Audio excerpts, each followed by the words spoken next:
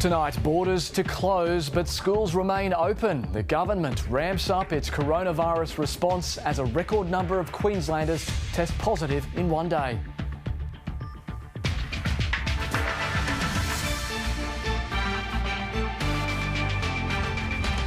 Heartbreak as pubs and restaurants close their doors and staff are stood down. All these people just don't die or lose their jobs. It isn't really easy.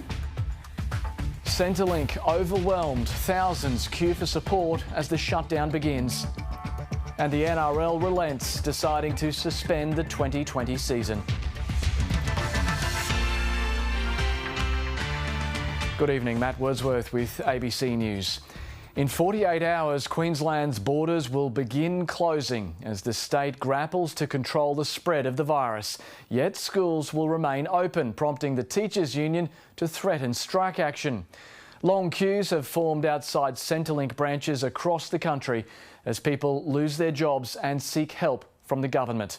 At midday, businesses including pubs, clubs, cinemas and gyms closed, and cafes and restaurants became takeaway venues only. Schools are shutting in Victoria and the ACT.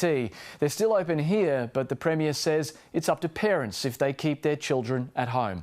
As well as the queues at Centrelink, the MyGov website has crashed.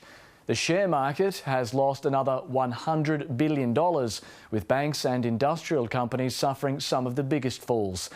In the words of the Prime Minister, for many Australians, it's all becoming the toughest year of our lives.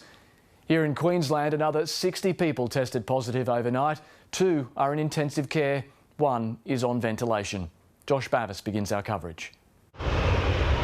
In these desperate times, every and any measure is on the cards. Queensland's borders are about to close, effective by the final hour on Wednesday night. People's lives are being completely turned upside down. From Thursday morning, anyone flying into the state will have to self-quarantine for 2 weeks. Road closures are expected too. Freight will be exempt. Stay in your state and stay in your suburb. The exact details of how the restrictions will affect those living on the border are yet to be explained, but authorities are struggling as the number of cases in Queensland skyrockets.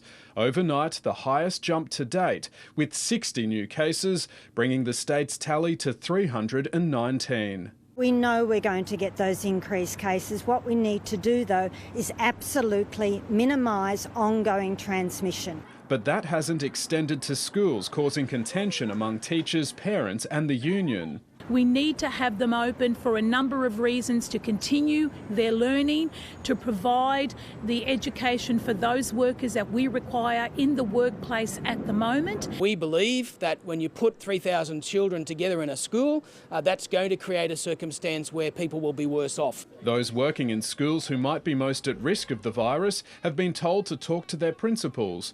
The union says strikes will go ahead if schools have to remain open.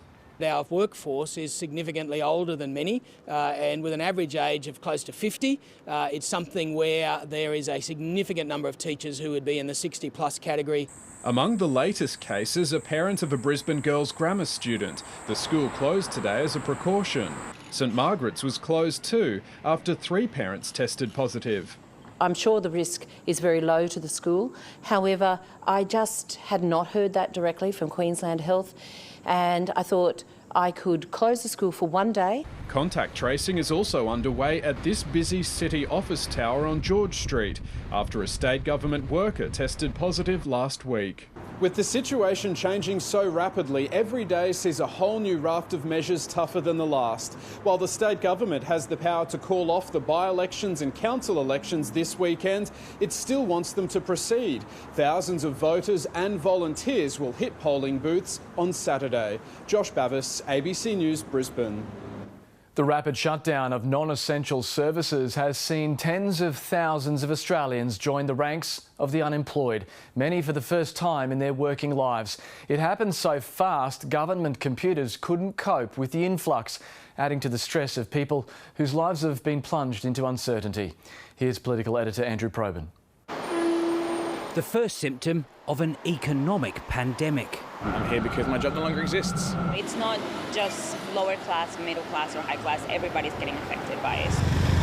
thousands lining up outside Centrelink offices across the country. You can feel it. Everyone's a little bit funny and on edge. Everyone's anxious, no one knows what's going on. Joining the job queue, many for the first time. It's like watching a horror movie on TV, except it doesn't finish in 90 minutes. It just goes on day after day.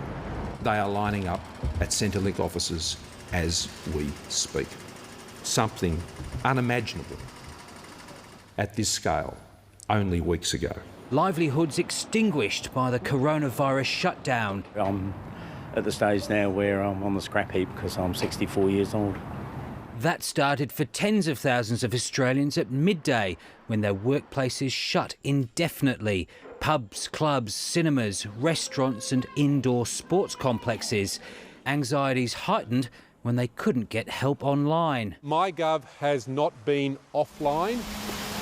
The minister wrongly insisting the website was operational, but overwhelmed by a malicious cyber attack, a claim he was forced to retract an hour later. The DDoS alarms show no evidence of a specific attack today. This wasn't a cyber attack, it was an incompetence attack. The government has promised to boost capacity online and extend call centre hours to keep up with demand. For many, young and old, 2020 will be the toughest year of our lives.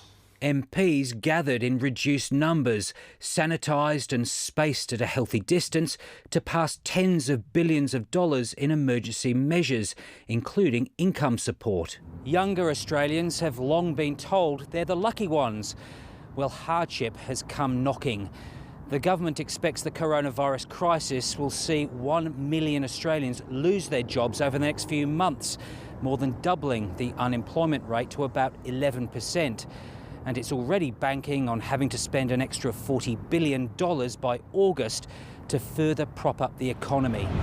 A new normal has come suddenly. Obviously, a lot of people throughout the whole of Australia are in the same boat as me. So just keep my chin up. Andrew Probyn, ABC News, Canberra. The major crackdown on gatherings has seen pubs, clubs, gyms and religious venues close their doors after the strict new measures came into force at midday. Cafes and restaurants are only allowed to serve takeaway. Business owners say they're devastated and fear the restrictions will be a death blow for their industries. You couldn't get a drink at the bar, but one of Brisbane's most iconic watering holes still found a way to satisfy thirsty customers. Who wants a lager? Its stock now on sale as doors closed indefinitely, a heartbreaking reality. All these people are stone dying or losing their jobs. And it isn't really easy. But we've got to do what we've got to do. Jazz Mooney bought the pub only 6 months ago. He's had to lay off 170 staff in the past 2 weeks between the Normanby and the Grand Central Hotel. All hotels, all pubs, you know, we're really hurting. It's completely harrowing for these businesses. They treat their staff like family.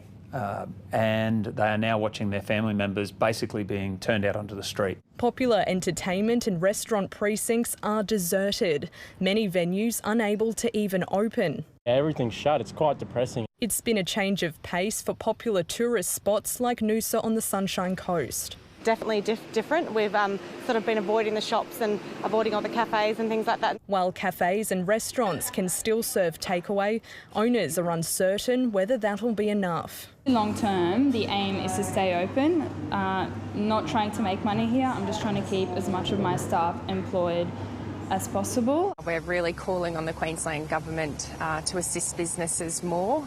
We haven't had a big stimulus package come out as yet. Gyms also have been left looking for a way forward. You know, what can we do from home? What can we do online? And how can we keep the positive influence that exercise has? The government warns the closures could be in place for at least 6 months. Industry bodies are calling on landlords to offer rate reductions for businesses so they have a fighting chance of making it through the next few months. so that on the other side of this, you don't have strips and strips of closed businesses because the landlords were refusing to feel the pain that every Australian is feeling. More closures could be brought in if social distancing measures are ignored. Rachel Rieger, ABC News, Brisbane. More than $100 billion in help has been promised to small businesses facing financial ruin. But will it save jobs and will it arrive in time? Andrew Robertson takes a look. For Sydney shop owner Terry Winter, the government's help is welcome, but more is needed. For us, it's looking at around 16% of total staff income. And that's just not enough to keep an employee if the stores can't be open. Employers with a turnover of up to $50 million will get at least $20,000 with a maximum payment of $100,000. Charities and not-for-profits will also be eligible. The money will come from the tax office and will be based on the amount of income tax the business collects from its staff. The handouts will be paid in instalments and in most cases they'll continue to flow till mid-October. But there is a catch. Employers first have to lodge their March business activity statement, which means the first payment will be mid-April at the earliest. For some businesses, the first payment will be too late, there is no doubt. To encourage lending, the government is now prepared to guarantee 50% of loans up to a total of $40 billion. But would anyone want to borrow in the current climate? We're going to be overcommitted already, so the chances of wanting to get loans is pretty low. As the government tries to limit the economic impact of this health crisis, the Prime Minister says the help being offered to business comes with a very big string attached. When the worst is over, Mr Morrison says all those workers who lose their jobs in the coming months should be rehired. This is the unwritten contract that is being undertaken between Australian employees and employers as we speak. Terry Winter says while all businesses want to keep all their staff, the reality may be very different. Andrew Robertson, ABC News. So, should you let your kids have sleepovers or play with other kids? Who should be exempt from the Premier's border shutdown? We're at a pivotal moment with great weight put on the opinion of my next guest, the state's Chief Health Officer. I sat down with Dr Jeanette Young a short time ago and began by asking her whether the teachers really at risk, the 7,500 aged over 60 regularly in our classrooms, should even be at work tomorrow.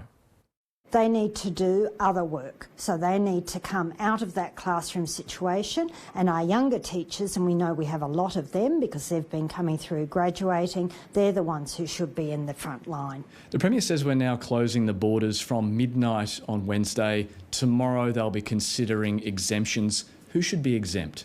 Well, we want our freight to still come into the state. That's important. Then also, we have a very, very close relationship to northern New South Wales. A lot of people who live there work in Queensland and vice versa. What is a sensible demarcation there? Well, we can see that they're getting community transmission in Sydney. They're not seeing it in northern New South Wales, and we're seeing some early community transmission in the Gold Coast. So there will be some there. But your feeling is that it's still okay for people who may work on one side and live on the other or send their kids on the other, that's still fine? Yes, of course it is. That's their normal arrangements, and in many ways people in northern New South Wales come to Brisbane for everything. They come up to Gold Coast and to Brisbane for healthcare, for shopping, for anything. So this is just normal. But that doesn't sound like much of a change, so why shut the border? Because we do not want people who are currently in Sydney or in Melbourne who have been exposed to go up to the Whitsundays, for instance. Should kids still have sleepovers with their friends? I don't think so. I think this is a time for people to stay within their own family group. So not even socialising, playing, that's out? I think they need to be very careful about how much interaction they have with other people. But you also said that children are okay because they're not passing it to each other like in schools. That's not a problem. So is it okay for them to play on the holidays together? It's best again. That's why we've got to look at what closing schools mean. If you close schools, you're then saying those children will have no contact with other children. They need to just stay at home. I don't think we've got there yet. We could get there anytime soon, and when we do, it will be You don't go to school, but you don't go out in the community. But do you see what the point is? Like, it's if you're being consistent and think schools are a safe place for children, then they will be okay to play together in their homes. But is that not your advice? For the moment, that's okay. But when the schools close, it won't be okay. So the parents, if they're going to bring other children into their home and be responsible for them, they need to make sure that they know what they've got to do to ensure it's as safe an environment as possible, which is what the schools are doing. So again, it's a decision for each parent to make. That's the Chief Health Officer, Dr. Jeanette Young. Well, the NRL season has been suspended indefinitely, with the game's governing body finally giving up the fight to keep the competition alive. Let's go live to Michael Rennie at Lang Park. Michael, what does this mean now for rugby league? Matt, this is an absolute disaster for rugby league. Everyone connected to the game will be financially affected by this. They tried desperately to try to keep the competition going. They even floated the idea of moving all 16 clubs to central Queensland, to Gladstone, where they would have been housed in basically mining accommodation, luxury mining accommodation, but that idea was scrapped when the Queensland government made the call to close its borders. The ARL chairman, Peter Vlandis, he summed it up best. It's catastrophic. I don't think we've ever come across a financial crisis like this. You know, we're all affected. As Todd pointed out, we've led by example by cutting our expenditure immediately, and we're hoping the clubs will do the same very quickly. Best case scenario, the game will be back in 6 weeks, but most likely 2 to 3 months, if not even longer. Michael, what's the impact then likely to be on staff and players? We've already seen all staff at NRL headquarters. They've been sent home on leave until the 1st of May. We're hearing stories of sackings already at some of the clubs. Some of the clubs could fold because of this, Matt. Clubs like the Cronulla Sharks, clubs like the Gold Coast Titans could be in real financial trouble. We've seen what it's done to the AFL. 80% of staff at AFL HQ was sacked or put on leave. The Brisbane Lions are sending home staff on leave without pay. The Gold Coast Suns today sent basically their entire football department home. And the AFL are in a much stronger position financially than the NRL. So, Matt, rugby league as we know it may never be the same. All right, Michael Rennie, thank you. Regional economies have experienced a significant downturn in recent weeks as the effects of coronavirus have stopped some exports in their tracks and cut demand in the domestic market. Tonight we look at what's happening in the North Queensland town of Bowen. At Bowen's Marina, millions of dollars worth of fishing boats lie idle at the wharf. For 22-year veteran of the coral trout trade Ben Collison, it's the worst economic conditions he's ever seen. Well, 90% of the boats relied on that Chinese market. They've been tied up for 2 months now with no work at all. Now the slump in domestic restaurant trade has knocked out his last remaining market. I supply the Rockpool restaurant. They've gone from 400 to 500 people per sitting for lunch, and he called me up the other day and said no more fish. Wholesalers say the disruption to public gatherings is a major problem for business. Just reading emails come through saying, advising people not to send their product because the markets will be closing. And prices have crashed to a point where it's unviable for boats to spend a week at sea fishing. I think the price point as well is going to be a massive issue, just so the guys are viable to go back out to sea and catch the fish and work. The fishing industry isn't the only one in North Queensland feeling the pinch. Australia's largest winter vegetable growing sector is also concerned about shortages of staff and demand as farmers hedge their bets ahead of the 2020 season. Seedling grower Neville Travers-Jones says he's seen an enormous drop in demand. I think some of them, on average, probably we're talking about 25–30%. The region is still recovering from a price downturn since Cyclone Debbie destroyed crops 3 years ago. Vegetable grower Carl Walker says there'll be no shortage of food due to coronavirus, but getting workers will be the biggest challenge.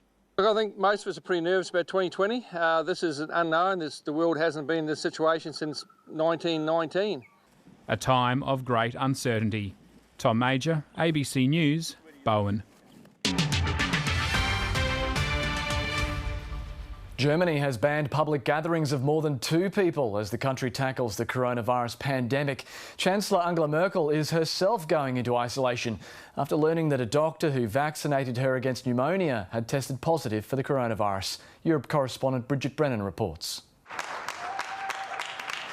Some moments of cheer among the growing fear and anxiety. Germans appeared on their balconies to thank health workers on the front line.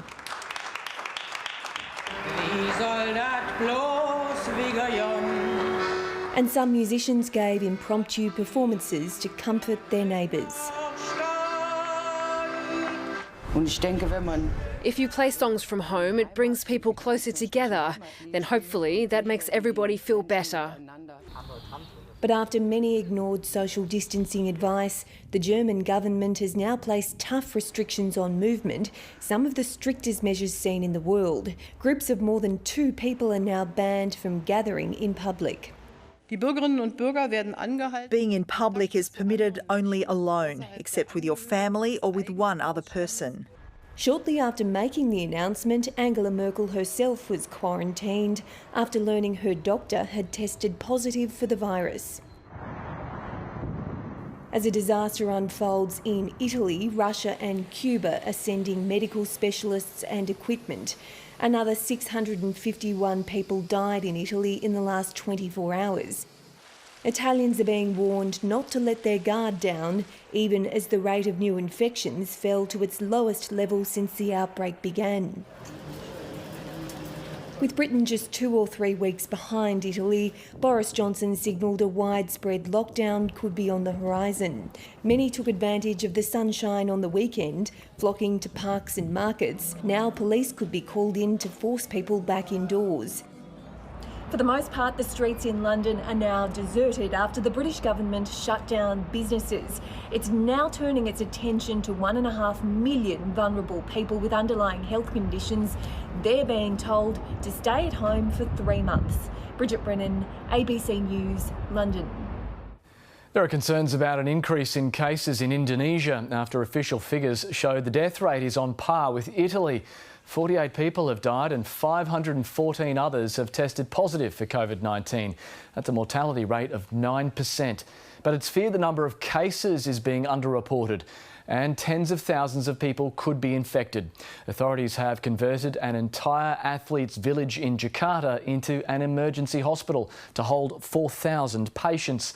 And a state of emergency has come into force in the capital, forcing bars, cinemas and many other businesses to close. To finance now, and the local share market suffered one of the heaviest falls of the crisis so far today, more than 6%. Here's Alan Kohler. Well, the market opened 8.4% lower, which would have made it the second biggest one-day fall in this bear market so far. But a few brave buyers moved in and got it back to a close of minus 6%, down to number 5 on the 2020 hit parade. Ardent Leisure, which closed Dreamworld today, fell 36%, making it the biggest loser on the market in the past month. It's down 90%. Village Roadshow fell 26% today as its cinemas closed. Retailers Adairs, Kathmandu and Nick Scali down 27%, 31% and 14% today. Afterpay 28%. Among the leaders, investors just ran away from Macquarie and AMP. Mall operators like Vicinity Centres and Stockland were also dumped, and the banks fell 10% and 12%. But there were some rises, including Sydney Airport, CSL and Horizon. Also, Newcrest rose with the gold price, although the iron ore price fell over the weekend and oil dropped 10%. The US market fell more than 4% on Friday, while in Asia today there were falls in Hong Kong and Korea, but a rise in Tokyo.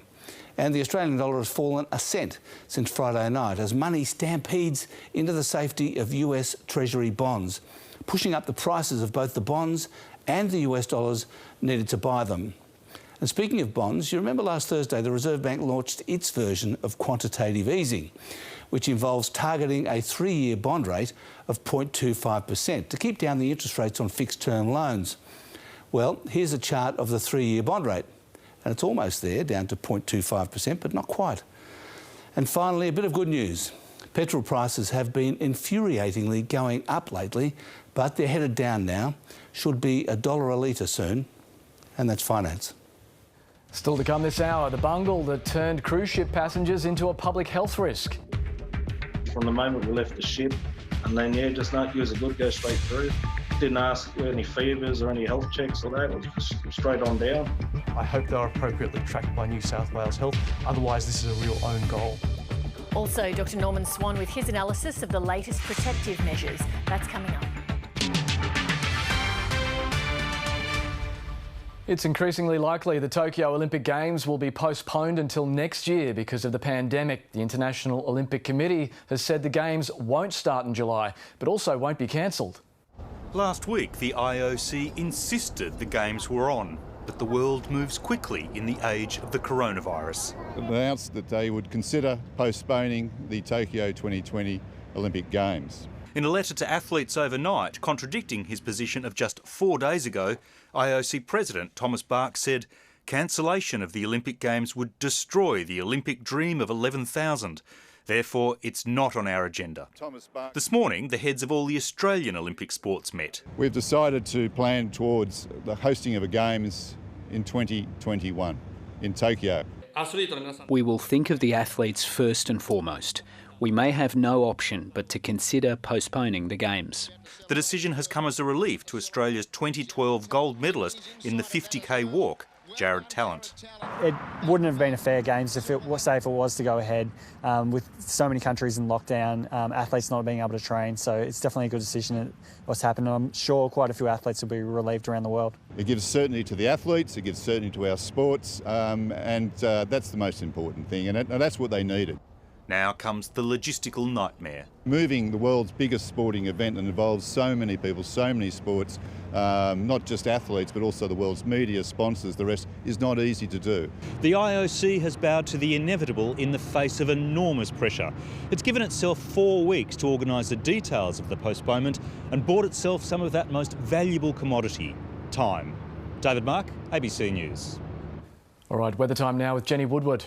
Thanks, Matt. Hello, everyone. A few showers and storms developed about the southeast this afternoon, and a severe storm triggered a warning for damaging winds and large hailstones. That's in parts of Wide Bay and Burnett, the Darling Downs and Granite Belt, generally northeast of Chinchilla, but so far only 2 to 3 millimetres in the gauges.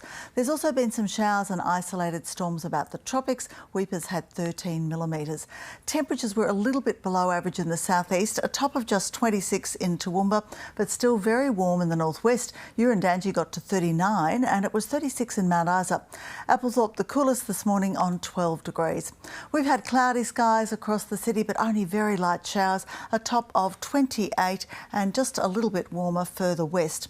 It's clear skies over most of the interior, but you can see that the clouds are gathering north of the Territory where there's the potential for a tropical low to develop midweek. The Bureau are going to monitor that carefully. Some showers and storms about the southern coastline too. That's largely due to an upper trough. But a hot day ahead for Perth, ahead of a surface trough, 34 expected there, but chilly for Melbourne and Hobart, just 18 expected. Some showers for Sydney with a top of 24. Let's look at the chart, and we had a south-southeasterly change move up the southern coast today. Now that brought the cloud and the coastal showers, and conditions have been unstable ahead of this surface trough line. So those showers and storms developed there, helped along by an upper system. More coastal activity tomorrow in the onshore winds. Inland showers and storms will develop anywhere east of a line from the Gulf down to Windora, Charleville, Roma and then south to the border, but they will be isolated. But also showers and storms about the tropics and especially about the north tropical coast, 31 for Cairns. Sunny and mostly fine in the southwest, perhaps a shower to the far north and a dry storm. There could even be some raised dust, and then showers and or storms are possible further north and to the east. We'll see showers about the southern coast with the chance of thunderstorms in the Burnett and also on the Downs. Toowoomba's heading for 23 tomorrow, so even cooler. And for Brisbane, it will be cloudy, the chance of a light shower or two, a top of 27 in the city and Ipswich. On Moreton Bay, South southeasterlies to 20 knots. Seas will be up to 1 metre. Showery days ahead and up to 10 millimetres on the weekend. Well, that's the weather, but the coronavirus is affecting all of us. Many staff at the ABC are now working from home. Unfortunately, I can't do that, so I've taken the decision to take a break for as long as necessary for my own health and well-being. I will be following advice from health authorities and staying home, only heading out for the essentials, and I urge you to do the same. Take care, keep up to date with all the latest accurate information with the ABC here and online, and I look forward to seeing you on the other side of this awful event. Over to you, Matt. Thanks, Jenny, and do stay healthy. I hope this crisis is over soon and everyone is also putting their health first. Time for 7:30. Have a great night.